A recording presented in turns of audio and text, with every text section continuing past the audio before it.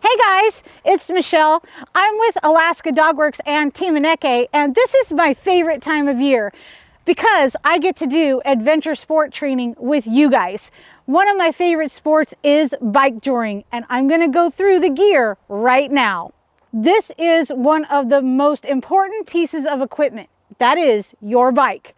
Now, albeit I do have a KHS fat bike here, you don't necessarily need a fat bike. You can do this with a mountain bike. You can do this with a bike you pick up at any cost.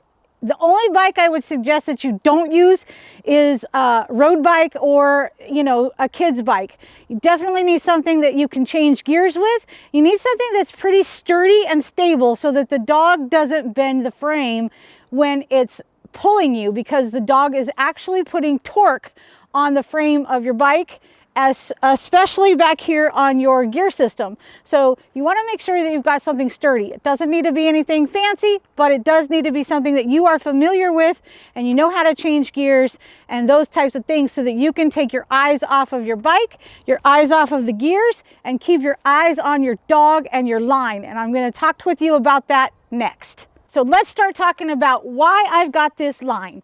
Okay, first of all, what is this line? This is a bungee cord. As you can see, it stretches. That's very important. You can't just use any kind of rope system for your dog on your bike. It needs to have some give to it so that your dog can pull you out and then it can release back. On the other end of this line, we have two tug lines. Today, I'm only gonna need one of them, but instead of taking it all the way off, I'm just gonna leave it on and hook the dog with both of the tug lines to her harness. We want to get our bike upright and just go ahead and lean it against your body is the easiest way. And even though there's all these brake lines, there is space right here. And you're gonna take this end of your bungee line, you're gonna bring it around the yoke of your bike down this way, okay? And back through, missing your brake lines, that's important. And then just slide this through.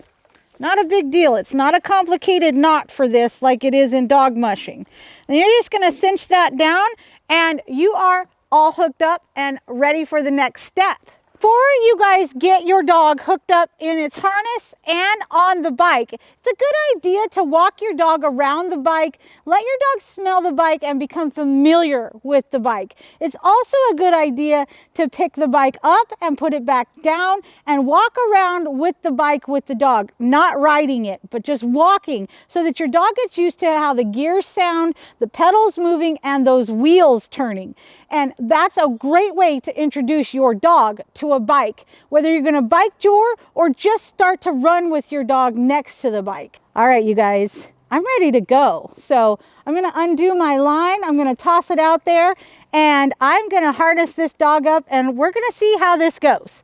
So she has an X back harness.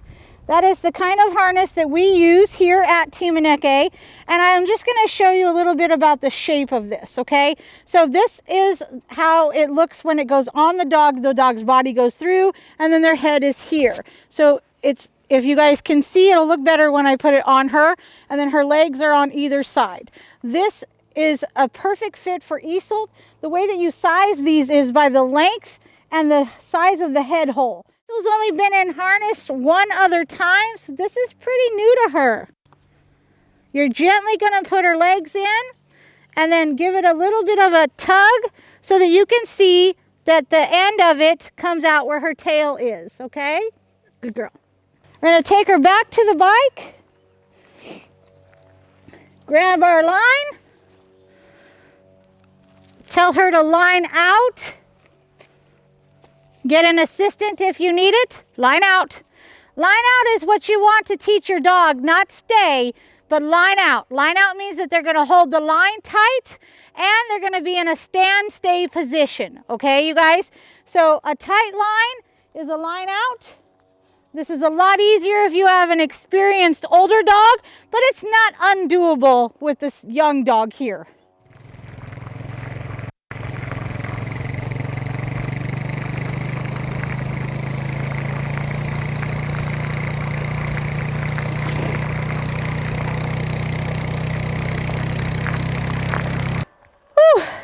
right, you guys, it is a very good workout.